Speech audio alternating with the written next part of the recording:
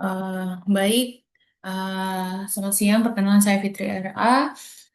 Pada kesempatan ini saya akan mempresentasikan Land Canvas dari proses travel management PT Pancamara Utama. Nah, fokus utama dari analisis ini adalah bagaimana meningkatkan efisiensi biaya perjalanan dinas serta memperkuat kontrol terhadap pengelolaan travel perusahaan. Nah, berdasarkan bisnis model Canvas sebelumnya, diketahui bahwa penggunaan utama layan ini adalah karyawan yang melakukan perjalanan dinas eh, serta manajemen sebagai pengambil keputusan anggaran. Nah, permasalahan utama yang muncul dari kebutuhan akan perjalanan yang efisiensi, biaya yang terkontrol, serta kemudahan dalam proses booking. Nah, jika tidak dikelola dengan baik, hal ini dapat menyebabkan pemborosan biaya dan kurangnya kontrol terhadap pengeluaran travel.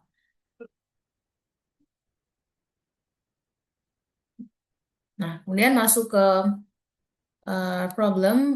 beberapa permasalahan utama yang dihadapi yaitu antara lain biaya perjalanan dinas yang sering melebihi budget, tingginya reschedule atau pembatalan flight yang menimbulkan kos tambahan, kemudian kurangnya kontrol dan monitoring terhadap pengeluaran travel, serta perencanaan perjalanan yang masih belum optimal.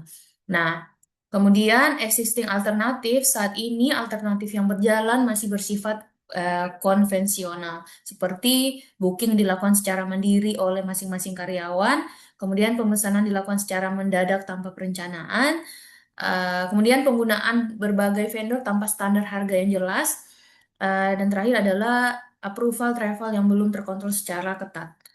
Nah, untuk menjawab permasalahan tersebut, solusi yang ditawarkan adalah sistem approval travel yang terpusat dan berbasis urgensi, kemudian pemilihan maskapai dan jadwal berdasarkan efisiensi biaya, kemudian kerjasama dengan vendor travel resmi dalam satu pintu, dan terakhir adalah serta perencanaan perjalanan yang dilakukan lebih awal melalui advance booking. Nah, untuk unique value proposition-nya, nilai utama yang ditawarkan adalah efisiensi biaya perjalanan dinas melalui sistem travel management yang terintegrasi dan terkontrol sehingga seluruh proses menjadi lebih transparan dan optimal.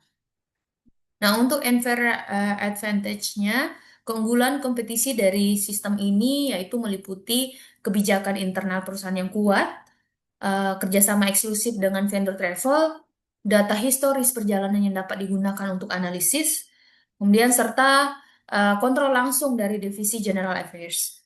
Nah, untuk customer segmentnya, segmen pengguna utama terdiri dari karyawan yang melakukan perjalanan dinas, manajemen sebagai pengambil keputusan anggaran, dan terakhir divisi General Affairs sebagai pengelola travel. Untuk channels,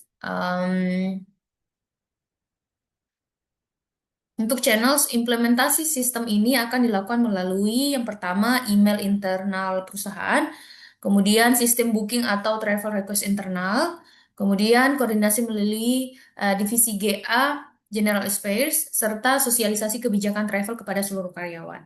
Nah, untuk key metrisnya, keberhasilan dari solusi ini akan diukur melalui penurunan biaya travel bulanan, kemudian penurunan jumlah reschedule dan pembatalan, kemudian cost saving per perjalanan, serta tingkat kepatuhan terhadap kebijakan travel.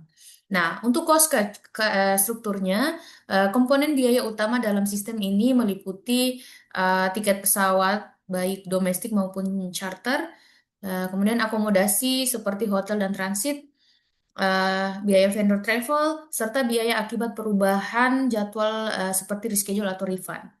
Nah, revenue stream atau efisiensi, karena ini merupakan konteks internal perusahaan, maka fokus fokus bukan pada revenue secara langsung, melainkan cost saving dari efisiensi travel, kemudian pengurangan pemborosan anggaran, dan